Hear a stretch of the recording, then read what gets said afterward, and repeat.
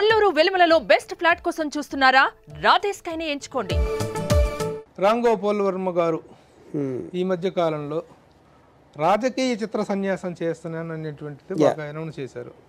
ఎందుకు రాజకీయ చిత్ర సన్యాసం చేయాల్సిన అవసరం, అగత్యం ఎందుకు వచ్చింది? టు స్టార్ట్ విత్ నేను వ్యూహం రిలీజ్ ముందే చెప్పాను ఈ పర్టిక్యులర్ థింగ్. నేను మళ్ళీ ఇంకా రాజకీయాల జోలికి రాను సినిమాలతో నేను చెప్పేది. I think, I basically am not interested in politics. I never voted in my life. I'm not into what governments do, what political parties do. YS Jagan on a personal level interests me a lot, and that is what I did. So once that is over, even Lakshmi Sentyar did it because of NT Ramarao fan ga ఆ టైంలో జనకు incident ఒక డ్రామాటిక్గా అనిపించింది. Other than that I'm not really into politics at all.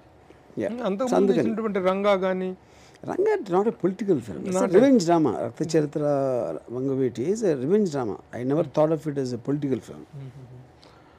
అంటే ఇప్పుడు ఆ సినిమాలు ఫెయిల్ అయ్యటం వల్ల ఆ సినిమాల రిజల్ట్ చాలా బెటర్గా రావడం వల్ల నేను రిజల్ట్ ముందే చెప్పాను, వ్యూహం రిలీజ్ అవ్వక ముందు చెప్పాను. And Vangaveeti work and of course సర్కార్ అంటే ఆ జానర్ ఫిల్మ్స్లో. సో అందులో ఫెయిల్ ఏం లేవు అసలు. ఫస్ట్ ఆఫ్ ఆల్ మీరు చాలా ఒక పెద్ద ఈ సినిమాలన్నీ పక్కన పెట్టేస్తాను, ఇదంతా దీంతో అయిపోయింది సారీ, తర్వాత I'm going to come with big bang అనేటువంటిది ఒకటి బాగా వినిపిస్తుంది. ఆ బిగ్ బ్యాంగ్ ఏంటి, ఎలాంటి సినిమా అవ్వబోతుంది? సినిమా పేరు సిండికేట్, ఇంకా డీటెయిల్స్ తర్వాత చెప్తాను. సిండికేట్ టైటిల్ సిండికేట్ అంటే ఏ జోనర్ అవ్వచ్చు కనీసం?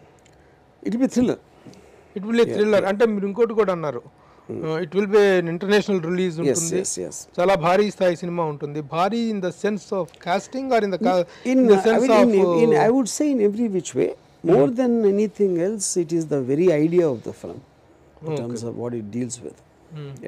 అంటే మేము శివ సరే ఫెయిల్ అయిందా పక్కన పెట్టేసేస్తే we still adore క్షణక్షణం మా రామ్ గోపాల్ వర్మ, మేము ఆరాధించినప్పటి రామ్ గోపాల్ వర్మ, శివ శివ క్షణక్షణం, గోవింద గోవింద, రంగీల, కంపెనీ.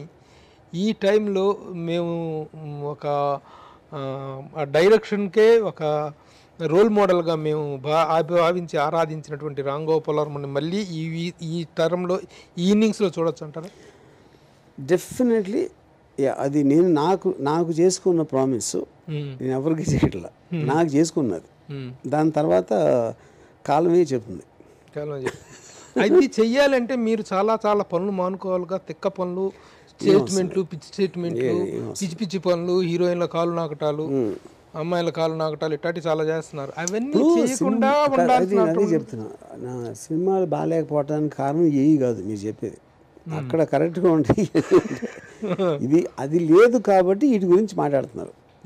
దానికి దీనికి సంబంధం లేదు. పోతే వరుణ్ గారు, నేను మిమ్మల్ని, మీరు నన్ను 35 ఏళ్ళుగా చూస్తున్నాం. శివ రిలీజ్ టైంలో మీ సినిమా షూటింగ్ అక్కడ ఆ స్టాన్లీ కాలేజీలో స్కూల్ అక్కడ షూటింగ్ జరుగుతున్న రోజు నేను మిమ్మల్ని ఒక మాట అడిగా శివ టైంలో, సార్ ఒక ఇంటర్వ్యూ ఇవ్వండి అని. ఒకసారి ఇలా చూసారు నా వైపు మీరు. ఎందుకు ఇవ్వాలి మీకు ఇంటర్వ్యూ? మీరు ఏం అడుగుతారు? మీ సినిమా ఎప్పుడు స్టార్ట్ అయింది, మీ షెడ్యూల్ ఎప్పుడు, మీ హీరోయిన్లు ఎవరు, మీ నెక్స్ట్ షెడ్యూల్ ఏంటి, ఇలాంటి ప్రశ్నల కోసం నేను ఇంటర్వ్యూ ఇవ్వాలా, ఐ డోంట్ గివ్ అని అన్నారు. ఆ రోజున ఇదే తిక్క పురుషుడు బాగున్నాడు, కొంచెం వెరైటీగా ఉన్నాడు అనిపించింది. I really appreciated that particular gesture. ఎందుకంటే మామూలుగా కొత్తగా సినిమా ఇంటర్వ్యూ కెరీర్ స్టార్ట్ చేసేవాళ్ళు నా ఇంటర్వ్యూ కావాలని చెప్పేసి ఎగబడుతుంటారు. ఇంకా అలాంటిది మీరు ఆ దగ్గర నుంచి ఆ సమాధానం రావడంతో I felt very much interested with you. ఆ తర్వాత కూడా చాలా సందర్భాల్లో మనం కలవటం, చాలా సందర్భాల్లో మాట్లాడుకోవటం ఇవన్నీ జరిగినాయి. ఒక సందర్భంలో అయితే మీ ఇంటర్వ్యూ అనేటువంటిది మీడియాకి ఒక ఫీస్ట్. రామ్ గోపాల్ వర్మ దగ్గర నుంచి ఒక ఇంటర్వ్యూ కానీ ఒక ఇది కానీ తీసుకోగలిగామంటే వాడు ఒక పెద్ద తోపు జర్నలిస్టు. అలాంటి సిచ్యువేషను. బట్ నౌ అదంతా మారిపోయింది. Ram Gopal Varma is now available to every time and dicky అనేటువంటిది ఒకటి వచ్చింది. At the same time publicity విషయంలో మీరు ఆ రోజున పబ్లిసిటీ కూడా చాలా వెరైటీగా ఉండేది, కానీ పబ్లిసిటీ విషయంలో మీ యాటిట్యూడ్ కానీ మీ బిహేవియర్ కానీ టోటల్గా మారింది. అప్పటి మైండ్ సెట్కి ఇప్పటి మైండ్ సెట్కి ఉన్న తేడా ఏంటి సార్? మారుతున్న కాలంతో పాటు మనము మారాలి. మారుతున్న కాలంతో చాలా మారుతుంటాయి, చాలా మంది మారిపోతుంటారు, కానీ రామ్ గోపాల్ వర్మ మారుతాడు నేను అనేది లేదు. అప్పుడు కానీ ఇప్పుడు కానీ I just do what I feel like doing. అంతకు మించి ఎప్పుడు ఆలోచించలేదు ఇది చేద్దాం ఇలా ఉందాం అని ఒక పాలసీ లాంటి డెసిషన్ నేను తీసుకుని చేయలేదు ఎప్పుడు. మేబీ ఇప్పుడు నాకున్న ఇమేజ్ ఇన్ టర్మ్స్ ఆఫ్ ఇది పొలిటికల్ కాంట్రవర్సీ అవ్వచ్చు, లేకపోతే నేను చేసే రామూయిజం ఇది అవ్వచ్చు, ఫిలిమ్స్ అనేది ఓన్లీ వన్ పార్ట్ ఇప్పుడు నా పర్సనాలిటీ అని నా ఫీలింగ్. దానికి తగ్గట్టు వేరే వారికి చెప్తా ఉంటే ఎక్కువ ఎక్స్పోజర్ ఉంటుంది. కానీ ఈ మధ్య కాలంలో మీరు ఎక్కువగా పబ్లిసిటీ విషయంలో తీసుకుంటే స్టెప్ కానీ సినిమాని ప్రమోట్ చేసుకోవడంలో ప్రతి ఒక్కళ్ళు మాట్లాడితే మీరు కొంత ట్రిక్కిష్గా, కొంత కమర్షియల్గా కొన్ని రకరకాల విన్యాసాలు చేసి పబ్లిసిటీ పరంగా చేశారు. ఈ అంటే అప్పుడు గ్రేట్ సక్సెస్లు ఉన్నటువంటి రోజుల్లో చేయలేదు, ఇప్పుడు చేస్తున్నారంటే ఈ ట్రిక్స్ వల్ల సక్సెస్ వస్తుంది అనేటువంటిది అన్నది మరీ అంత అదవను కాదు.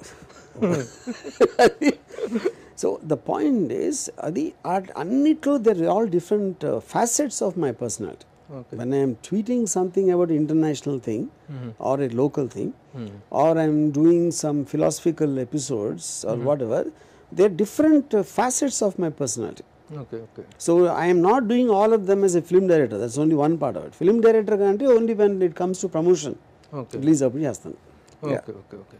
సుమన్ టీవీలో మీ పర్సనల్ అండ్ బిజినెస్ ప్రమోషన్స్ కోసం కింది నెంబర్కి కాంటాక్ట్ చేయండి.